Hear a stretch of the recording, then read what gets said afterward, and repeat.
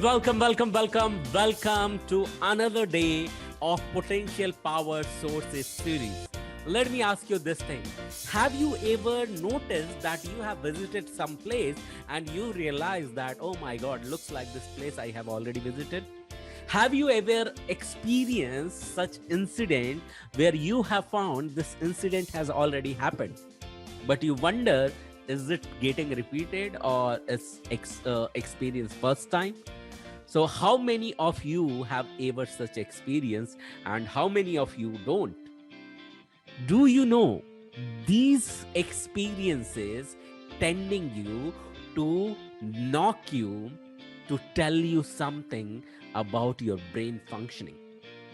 Okay, so today we are not going to talk about brain functioning, but the power of daydreaming and subconscious mind memory. Before you get ready to learn about it, I want you to pause this video and tell to yourself, set up this intention. And before setting up the intention, what I want you to do is go back and listen to your inspiring song. Okay, so before you listen to your inspiring song, what exactly I want you to do, you come back after listening to inspiring song and tell to yourself, there is nothing out in this entire world which I cannot master what others have mastered and they have scaled up into.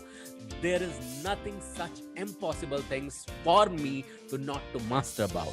Once you talk like this to yourself, you are full setup and full ready with your mind to learn whatever you are going to learn right now today. Okay, cool. Let's begin. So learning happens consciously and unconsciously. It means what? It means that there are various ways and various memories our brain has accumulated. Okay, so one memory is a conscious memory, another is unconscious memory. Conscious memory is something that you cannot bring back into your mind, but unconscious memory or subconscious memory are such memory, they come out even if you are drifting. Okay, let me repeat this thing, what just now I said, and this is very, very, very, very important, that different kinds of memories, and you have these memories called as explicit memory and implicit memories as well, which are unconscious and conscious memories. But let me tell you, the memory which does not come back directly into the mind, it still has some influences on your behavior. So for example, amnesia studies have taught us a very big way and in very big way about our learning. So there are two kinds of amnesia as well. What is amnesia? Amnesia where memory loss happens and how a person learns back. So there are two types of amnesia. One is called as retrograde amnesia. Another is called as anterograde amnesia. In retrograde amnesia, person forgets everything related to past. And in anterograde amnesia, what exactly happens? You get introduced with a new person, you go back out of the room, you come back, and this is the time you need to get reintroduced with this person. And what exactly happens? Such person will learn something new, they go back and they forget about what they have learned. They come back, they learn the same thing, and they go back, they forget. But what they are learning, they are not even knowing what they are learning, and gradually they master it. Having said this, I want to do you one exercise. And in this exercise, what I want you to do, I want you to take a big white paper, and on that paper, what you are going to do is you are going to draw something like stars. Okay, just draw a star. Star could be like this. It can be seen like this. And on this star, what exactly is going to happen? One edge could be bigger, another edge could be smaller. And what I want you to do, go to a mirror, a big mirror, hold the paper in front of you, the star in front of you, and try to look into the mirror. And now with your finger, try to trace the star at the back of the paper. But here the point is that you need to look at the mirror, and you don't have to draw the reflection, you don't have to trace the reflection, but the original drawing of the star which you have made already on the paper. You have to look at it, and then you have to just draw it. Let me repeat this. So you have drawn a star on a piece of paper, you are holding it and going to the mirror, and there you are letting it you are just laying it in front of you, this piece of paper. You are looking at the reflection in the mirror of that star. By looking at that reflection, original drawing you have to make by another hand through your fingertip only. Okay, this is not that easy. What easy your mind would be thinking, when you would be really start doing, you will experience this is way tougher than it you had thought about.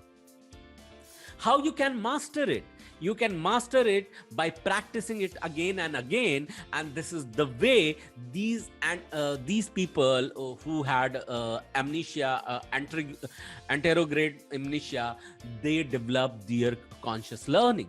Okay, so in this learning process, what exactly happens with such kind of people? They don't have more influence of their conscious memory. Although when you are awake, when you are completely into your senses, your conscious memory have little bit of influence upon you because of its insecurity, because of the question it tend to ask. And this is the right of the conscious memory, that it will trigger some question, and it will trigger some doubt and fear. But trust me, the subconscious mind does not have a single rupees or single moment of a doubt, and it believes in whatever you communicate to it. Okay, subconscious mind has the biggest power. Do you remember the example of iceberg? The iceberg, the tip of the iceberg just above the surface level of the water is 10%. It has little bit of influence on your behavior, on everything. But the subconscious mind, it has the biggest responsibility, whatever you even think about. It controls your heart rate. It controls your breathing. It it takes care of your breathing and various functionality inside your body to let you live for longer. So it has the bigger responsibility. Okay, and subconscious mind is the powerhouse, is the power game. And exactly, not every time it does happen that your conscious mind directly communicates to your subconscious mind. This junction, the surface level of water, is the area where you dream, is the area where you daydream, and where you communicate. So remember, communication here between conscious and subconscious mind is two-way. And I ask you a question: what, whether you have experienced earlier that you have visited some place which you had actually not ever. You think about something and that appears in your life. Sometime it might have happened. So what exactly triggers those? What exactly bring those in your lives? These things, what the question I had asked you, these happen sometime on unaware basis. Okay, something happens when you are more aware about it. Okay, so there is a way when this question comes in, these are trying to tell you something. Okay, because your subconscious brain has that level of power. I have talked about the various brain waves. In beta, you are wide awake. In alpha, you go into relaxed mode. Okay, in theta, you are asleep. In theta, you are asleep. So this try to tell you something about the power of your brain. In alpha state, you can try to communicate, and sometime you will find that you are drifting away, you are going back into the theta or delta state. So there is a gateway in which you can trigger the way of the imagination. How generally you can communicate to your conscious mind, that to consciously, and why it is required, because just now I gave you the example, something happens on auto mode and you find that has been manifested and that has happened in your life.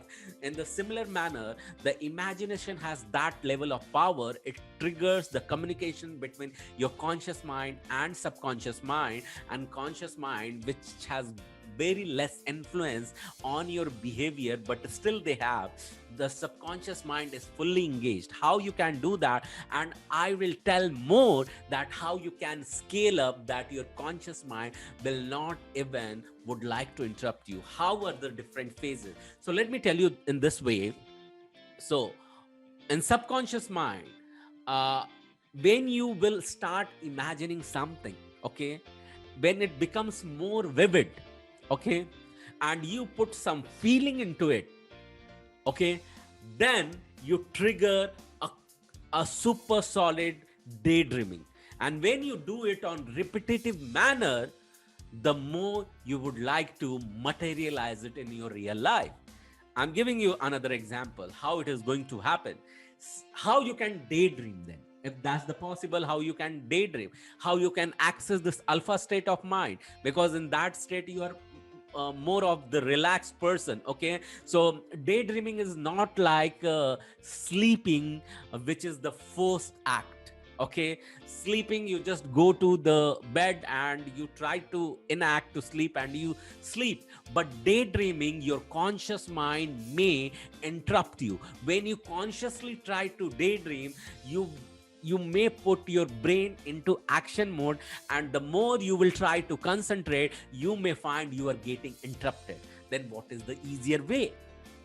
For that, I want you to do this exercise. Drink a glass of water, go to washroom, get freshen up, come back. When you are coming back, take a deeper breathing. Take one deeper breath. Inhale and then exhale. Do it 2-3 times. In and out, in and out, in and out. Okay. Now repeat this more 2-3 times. In and out, in and out, in and out. Okay. When you are doing this, when you are bringing all the attention towards your breathing, your body will go in the very relaxed manner. Now I want you, before imagining this, tell to yourself that I am going to visualize or imagine myself sitting in a cafeteria where in the background you now have to choose this music is being played, and my this friends are there available in that cafeteria, and these people are simply appreciating me, praising me, they are clapping, they are just talking good about me, and I am feeling really happy. So this, as much as detail you can tell to yourself, you are going to do that. Now, so if you have decided this, come back and put your attention to your breathing. Inhale and exhale, do it 2-3 times, and then close your eyes and start imagining yourself inside a cafeteria, or in a cafe house where you are sitting. What all these people who you had thought about are available with you, okay. And now what they are exactly telling you, which background sound is being played for you, and what kind of texture or color in the background of the wall is there. How does this table wherein you are sitting is feeling? How does this chair sound to you? Is it cozy? What is the experience you have? As much as detail you can. But sometime it may happen your thought will pop up, okay. Sometime your thought will take a way to interrupt your this daydreaming process, and that's totally fine. And that time you must stop. And this is the time when you will go back and write down everything, what the intention you have set, exactly in the similar manner this daydreaming has happened or not. Okay, so how exactly your brain took the function and took the way to craft something else for you, exactly the similar thing has happened or something different has happened.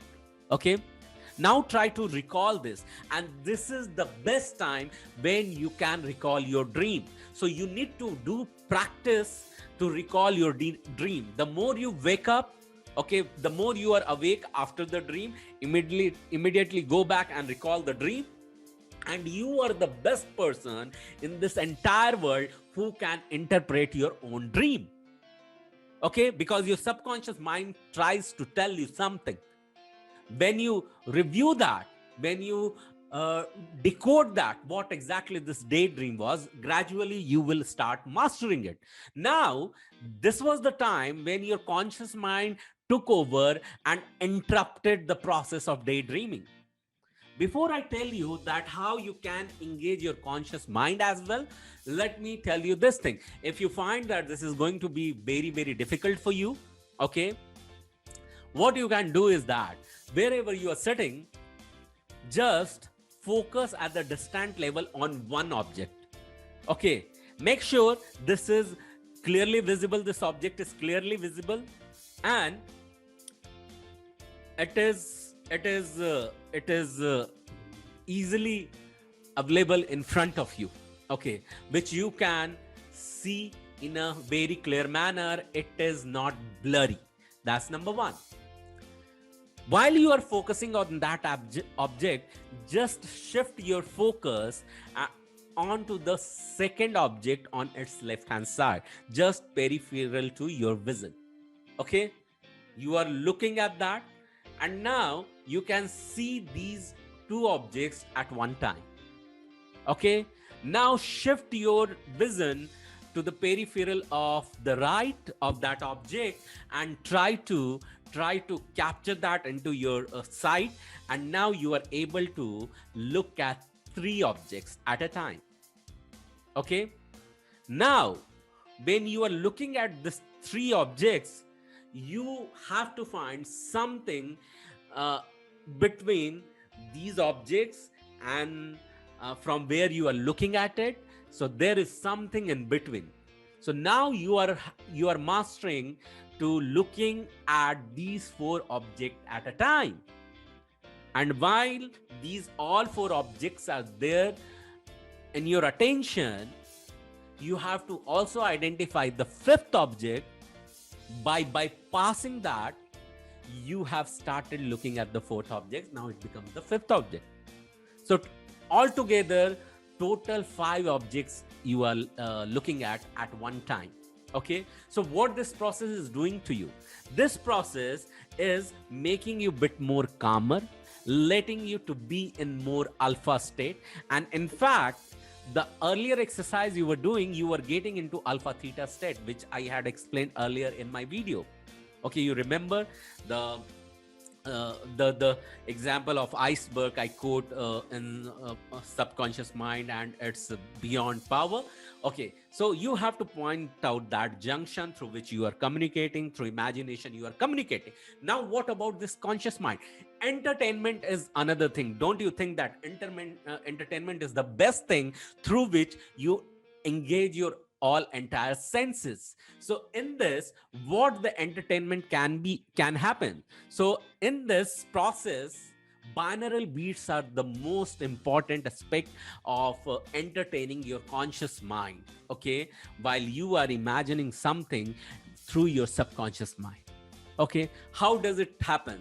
So there is another term for this, is that there is another term. Okay, there is another term for this is called as isochronic tones as well. So how does it function? So binaural beats, to listen to binaural beats, or to engage your conscious mind into the binaural beats, you need to wear headphones sometime. So from left ear, you listen to some different sound or waves on different frequency. From right ear, you listen to some another soundtrack or sound beats on different frequency. Your conscious mind simply tell you its difference. Say for example, the what is the ranges of theta waves or alpha waves, or what do you call beta waves, or something like that.